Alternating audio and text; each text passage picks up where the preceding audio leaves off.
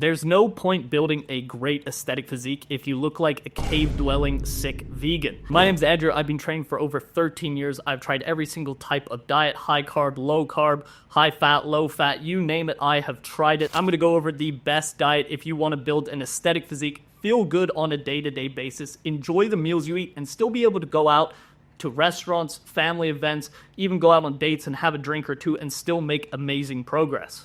All the trial and error I've been through over the last 13 years of trying to find the best diet model has resulted in this.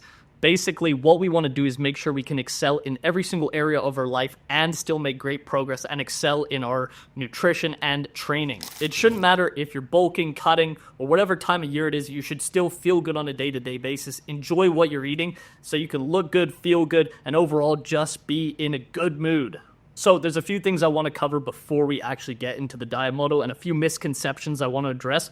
First of all, you should never be cutting out a macronutrient. What a macronutrient is either your carbs, fats, or protein. You should never be making these extremely low or cutting them out completely. That is a huge misconception, and our body needs all of them for different reasons to fuel us and just make us actually coherent on a day-to-day basis. Next thing is you should not be avoiding seasoning and salts. Salt has a lot of benefits like blood flow, reducing water retention. So absolutely, especially if you're training hard and sweating a lot, you need to be incorporating seasonings and salt into your diet. You do not need to be cutting out your favorite foods. You can still incorporate them in your diet within reason, and you can still go out to restaurants and enjoy yourself and socialize. Lastly, one of the biggest misconceptions is that you need to cut out carbs completely if you want to get to really low body fat and carbs are keeping you fat. That is the furthest thing from the case. You should be having a sustained amount of carbs throughout your day to keep your energy balanced. Obviously, if you have a massive amount of carbs and then don't eat any, yeah, you're probably going to crash, especially if they're from sources that are not healthy. But carbs throughout the entire day is great for your energy levels, and it's also good for your cognitive function as well. Lastly, if you're having trouble sticking to a diet, you need to think about the consequences of that meal. If you're going to eat something, so you're going to put in an input, you got to think about your output afterwards. If you're going to feel like shit, sluggish, and not be able to actually get anything done in a day, you should probably rethink that decision of eating that food. Don't be afraid to live a balanced life. You can still go off plan sometimes or off this diet model and have a cheeseburger or have, whatever it is, a roast dinner. It doesn't matter. If you are 80-20, that is going to produce better results in the long term for 99% of people. If you're 100% strict and you end up falling off every couple months and binge eating or just completely going off the rails, you're not going to be able to stay consistent, and that's really what it's all about. And if you get yourself in good shape and you stick to this diet model frequently, then having a meal off plan isn't going to be a big deal, and it's probably not going to affect you at all. It may even help you in some scenarios. This diet model is somewhat similar to the vertical diet. I think that's one of the best diet models to follow if you're looking to build muscle, lose fat, whatever it is you're looking to do. Just feel good on a day-to-day basis and have really good output in the gym, training, whatever it is you're doing. This is one of the best diet models, but I've modified it a little bit just to be less expensive because not everyone can afford all these options, but also more achievable and easier to prepare because a lot of people don't have as much free time as they would like, and so sometimes faster options are going to be better. So I'm going to be breaking it down into the sources of protein, carbs, and fats. I'm also going to be putting a link in the description where you can download basically everything I'm talking about and a few meal options that I like to do so you can get some inspiration and some ideas of meals you can make for this diet. You also want to be avoiding processed food as much as possible. It's just going to be harder to digest. You're not going to absorb the nutrients. And at the end of the day, things like protein powders, yeah, they are great. But at the end of the day, they are supplements to your diet. You want to base your diet on whole foods. So we want to make sure they're coming from single ingredient foods, if possible, as much as we can. First thing we are going to cover is protein sources. Now, first thing, we want to have a variety of protein because of different micronutrients. So yes, we have macronutrients like protein, carbs, and fats, but every type of food has different micronutrients. So you want a balanced diet, so you want variety. So a few really good protein sources that I like to rotate is lean steak. You could do a fattier steak if you are bulking, extra lean ground beef, eggs, salmon, chicken, Greek yogurt, and the occasional scoop of protein if I still need to hit my protein goal. Now, having adequate protein, which typically most people say is around 1 gram of protein per pound of body weight, you can go higher, you can even go slightly below, but that is going to be the foundation of building muscle. We need to make sure we're hitting that every single day, as I said, from a variety of sources. Now, I just listed around 5, 6, 7 different sources of protein. If you think dieting or eating healthy is boring, that's a you problem. You just can't prepare your food properly. Who doesn't go to a restaurant and like ordering a steak? If you can do that on a day-to-day basis at home, or even a chicken breast, if you season it and cook it correctly, it's going to taste fantastic. So there really is no excuse for not following along this diet plan. Next, we're going to be going on to carb sources. Now, for carb sources, what we want things that we can digest quickly, that are going to keep us satiated. And obviously, if we're bulking or cutting, things can change depending on what we're eating,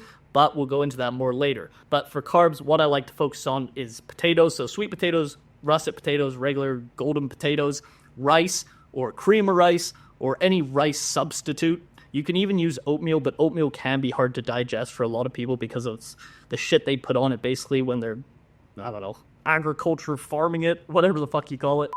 Sourdough bread is another one. Now, bread isn't necessarily the best, but sourdough bread is really good for your gut biome because it's fermented, so that is a great option as well, especially for breakfast. You can also start using juices as well, like orange juice, cranberry juice. If you need to get in a little bit extra carbs, it's going to digest really fast and it's going to give you a quick little boost. I also highly recommend having a variety of fruits. So dates is another great one, especially if you're bulking. Extremely dense in calories and they're very small in volume. You can also do bananas, oranges. Pineapples is another good one to have with your protein that has something in it called bromelain, which can actually help you break down your protein and digest it faster and absorb the nutrients. Lastly, for macronutrients, we're going to go over the fat sources. So egg yolks is a great one. You're going to get fat in egg yolks, butter, almond butter, peanut butter. I like to incorporate high percent dark chocolate. It's great for blood flow, and it obviously tastes really good as well. And you can make some amazing meals with that, like little dessert meals. You can also implement nuts. I don't recommend using them too often, but if you're crunched for time, you can just bring a little bag of nuts to get the calories in.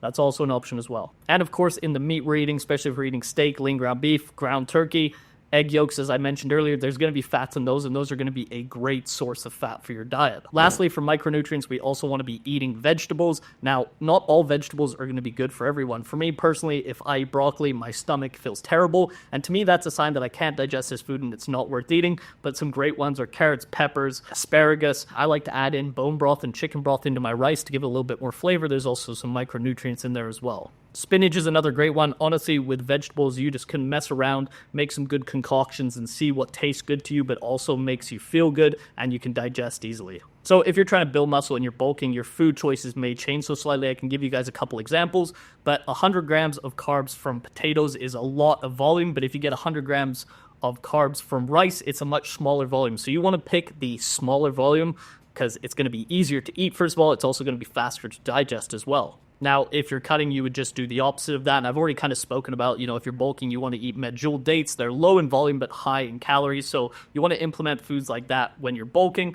to feel better. It's going to digest easier and you're going to be able to get those calories in easier. If you're bulking, you can also utilize things like honey. Obviously, I would use that a little bit sparingly, but if you use honey, it's extremely dense in calories and gives you a big surge of carbohydrates. If you use that pre-workout, it can give you a little bit of energy. Now, lastly, if you're going out to eat, you're going to a restaurant, this is one of the best diet models to have, because you can do this in almost any type of restaurant. If you want to go to just a regular restaurant, you can get steak and fries, steak and potatoes. That's common in 99% of restaurants. You can also get sushi, Lebanese food, Persian food. It doesn't really matter. Almost any type of restaurant is going to have something that fits this diet model. I always just recommend getting a large portion of protein. Typically, that protein is going to be cooked in oil or butter. You can ask to not have it if you're cutting, but most of the time it's going to be cooked in that, and then a portion of carbs on the side. And for example, if you're bulking, instead of potatoes, you have a little bit of fries. It's not going to kill you, and it's going to make you enjoy the experience of going out to the restaurant that much more. Try out this diet model or plan or whatever you want to call it. I personally just think of it as a lifestyle, and now it's much easier to follow this than to not to, honestly. And if you do this, you figure out which foods work for you, because we're all genetically different. We're all going to have things we can digest easier than other people. Figure out what works for you on here, start implementing it, and you will feel so much better and you'll have a much clearer mind.